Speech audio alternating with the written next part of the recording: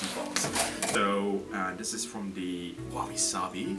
Look at the texture on this one there. Right, you've got tiles. Battery broken. This was actually going to be one of my favourites, but this is the Deboss tiles. This is another one of them from the Deboss. This is the white décor. It's the same as the other one here from the Emboss range. It's got this lovely little, very light little texture. I don't know if you can see it over there. Dapple. It's got this kind of crisscrossy type pattern across it.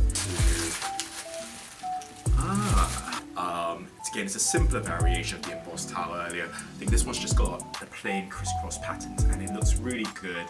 It's sort of like a nice monochromatic white, black finish, and even then you can see the black's like sort of a charcoaly colour. So it's called a black decor matte. And it's got a bit of glue in it, because when they send you the tiles, they often put little strips of glue in between them just so they don't scratch and grate across each other.